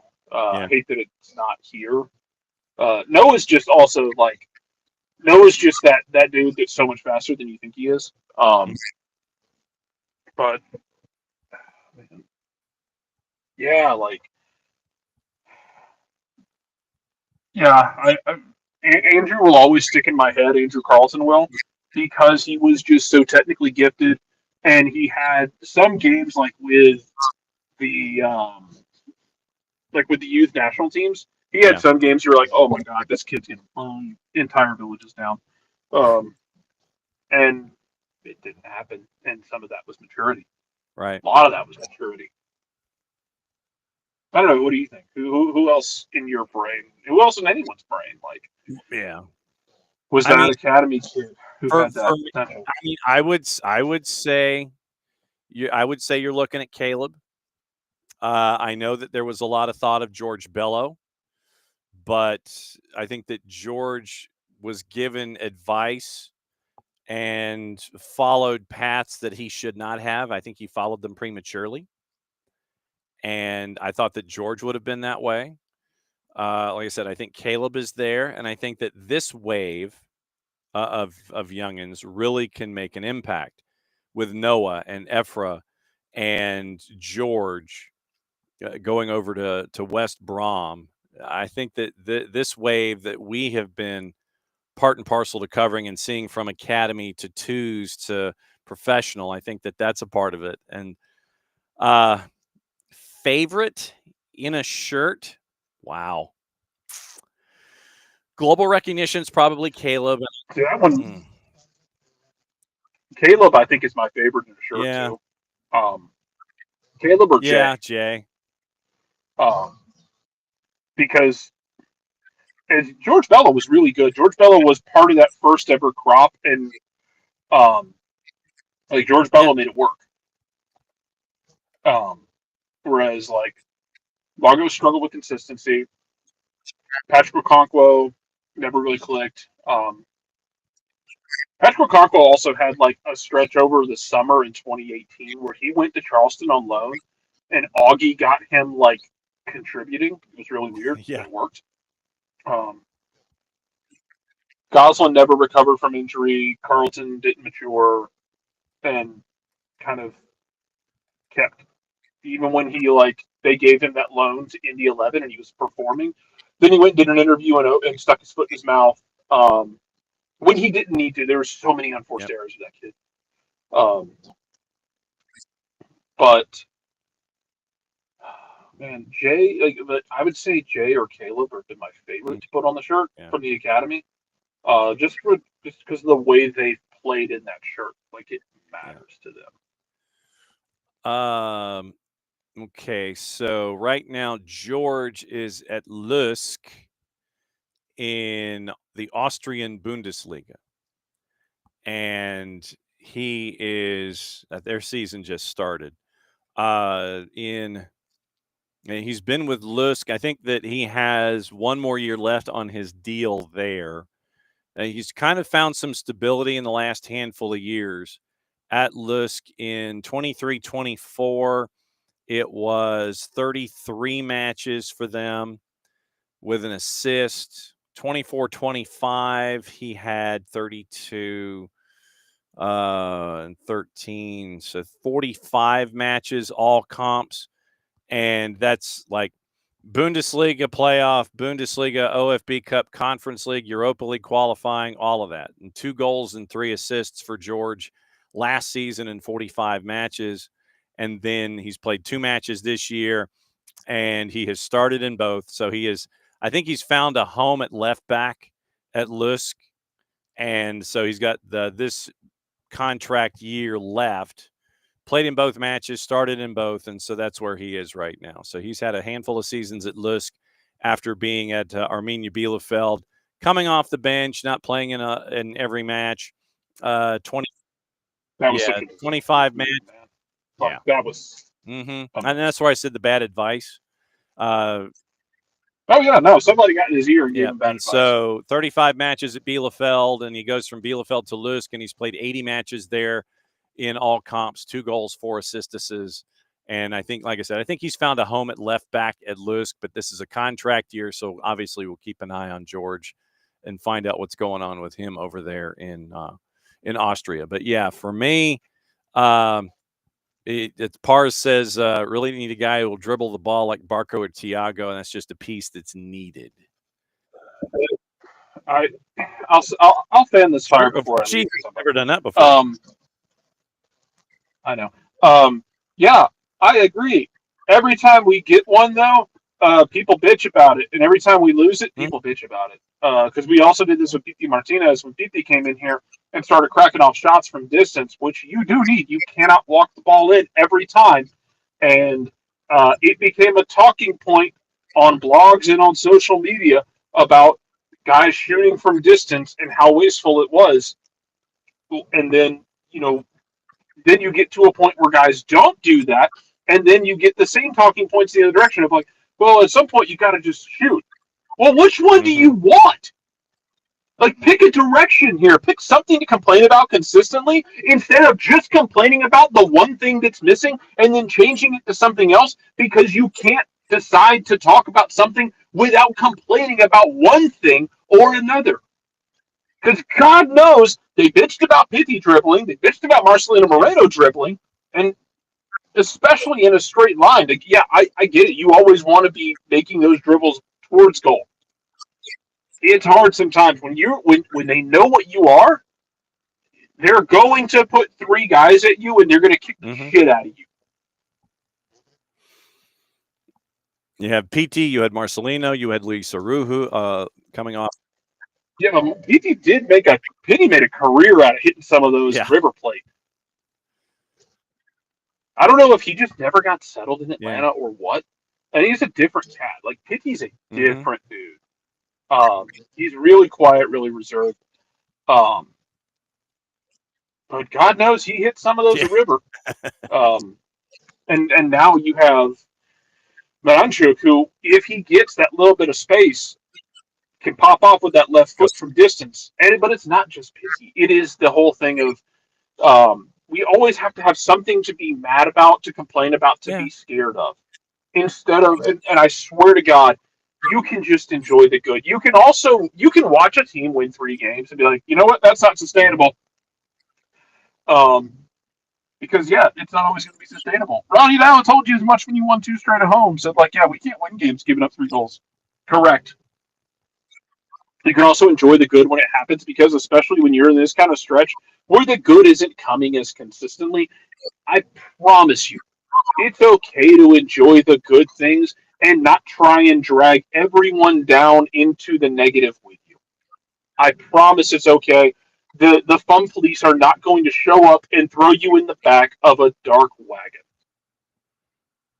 They're not? See, Jarrett didn't tell me when he was going to do his Irish goodbye. And so there you go. By the way, PT is back at River, and in all comps in 25 for River. He's battling injuries. It was 10 matches and 2 assists. So that's where PT is. He's back at River. So, all right. That was a long discussion, but this is Wall Pass Wednesday. That's what we do. All right. Let's get into the news before we get out of here in about 8 minutes. And because we got conference calls to get ready for Atlanta United 2, Toronto FC 2 coming up in just a little bit. Our buddy Ben Jacobs, the Alexander Isak update from him and Jordan Cronin, told to train alone in a move driven by Eddie Howe. Isak is still pushing to leave. Acceptance within Newcastle that he has to go or extend with no middle ground. So that is the latest where that is involving Alexander Isak. And I know that there's a handful of you that are attached to what is going on there.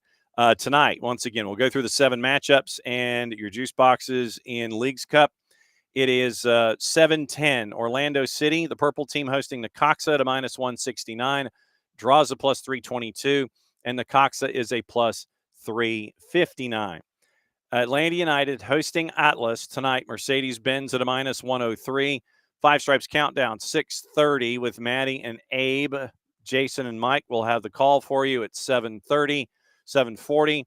And then full-time report with me and Abe after the fact. We'll run through everything that happened with Atlanta United and Atlas in the final match in Phase 1 for Atlanta United. Messi and friends favored against Pumas. No Keylor Navas. And Maxi Falcone is back. No Messi for Messi and friends. They're a -112. Draws a +279. And your draw is a +2. And your Pumas are a +248. 840 Minnesota United, Atletico San Luis. Loons heavy favored at a -189. Draws a +336. And Atletico San Luis is a +411. You have the outside chance at a Johnny Vial sighting. Also on the board at 940, 2 matches, Club America and Portland Timbers. Club America -167, draws a +322. Portland is a +358. RSL at Rio Tinto, a -213, hosting Querétaro. And the draw there is a +365. Querétaro is basically a +450. Late night tonight, It is Seattle and Xolos. Seattle's a minus 164. Draws a plus 307. And Xolos Club Tijuana is a plus 367. And America and Portland, by the way, is at Q2. So that is your weird dynamic tonight. The purple team are playing in the Purple Barn. Atlanta's playing at MLS. Pumas and Messi and friends are at the Erector Set. Loons and ASL are at Allianz. Club America and Portland are at Q2 in Austin. Rio Tinto has RSL in Querétaro. Lumen, 11:10 start, by the way, Eastern time.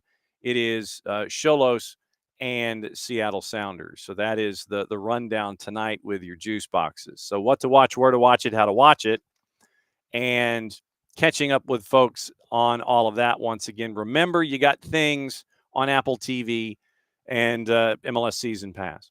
League One tonight, Naples and Tormenta, CBS Sports Network at 8 o'clock. Atlanta and Atlas is being simulcast on TUDN and Unimas. Friendly, Real Betis and Como is at 2:30 on the Plus, as are USL Championship, Rhode Island and Detroit and Hartford and the Miami FC. League One, Red Wolves, who, by the way, are second right now in the league table, taking on Forward Madison at 7 o'clock, and Omaha and Westchester is at 8. CONCACAF Central American Cup, Hercules and our friends at Olympia are at 10 o'clock on Fox Soccer Plus. Paramount Plus, also the head carrier, the number one carrier over the top for Naples and Tormenta. CONCACAF U15 Boys Championship is on CONCACAF's YouTube channel at 1 o'clock. It is USA and Costa Rica. Also looking at Ben Jacobs, what's on his mind this morning, going through all of his discussions. We mentioned Columbus Crew turning down Middlesbrough. Manchester United, optimistic on reaching an agreement in principle with Leipzig for Benjamin Sesko. 75 million euro plus 10 meets Leipzig's ballpark valuation. According to Jacobs, structure the deal being negotiated. 5 million euro of the add-ons easily achievable. Sesko is waiting for permission to travel after agreeing on terms on a 5-year deal. Nottingham Forest confirmed Angus Gunn joining on a 1-year deal. So Angus Gunn was going to help them out in net this season. Keenan Dewsbury Hall has joined Everton from Chelsea on a 5-year deal, £26 million plus 4. So £29.9 million on the Keenan Dewsbury Hall deal. Everton retaining an interest in Jack Grealish. New talks always planned between Everton and Manchester City over a season-long loan. Keep an eye out on that. Newcastle and Nico Jackson also remains one to watch, according to Ben Jacobs. Napoli set to beat Wolves to Juanlu Sanchez, according to Mate Moretto. Wolves always knew Napoli were the front runners despite making an approach. David Moller-Wolf is 11.5 and 2.5 million euro, driven by Domenico Tetti. That's a part of Wolves' transactions. Juanlu was one target from Sevilla. Darwin Nunez, Liverpool's waiting on Nunez to confirm if he wants to go to Al Hilal. Terms are close. Club to club swift, according to Jacobs. Verbal talks around the ballpark fee took place days ago. Final number with add-ons still to be confirmed. Liverpool's players are off. Possible the deal concluded later today, allowing Nunez to say his goodbyes on Thursday, then travel to Germany for a medical. Leipzig in talks with Harvey Elliott, viewing the midfielder as a similar profile to Xavi Simon. Club-to-club talks not advanced yet. Leipzig's working on the player side as they kick the tires on the deal with that. Darwin Nunez close to an agreement with Al Hilal on terms, according to Fabrizio Romano. Club-to-club talks expected swiftly. Suggestions are a 65 million euro fee already agreed or premature. Keep an eye on that one. Let's see. I think that catches us up on everything. Well, close anyway. Let's see if Ornstein has anything this morning. Traditionally, we have to go to our friends at The Athletic to kick the tires on anything that Ornstein says.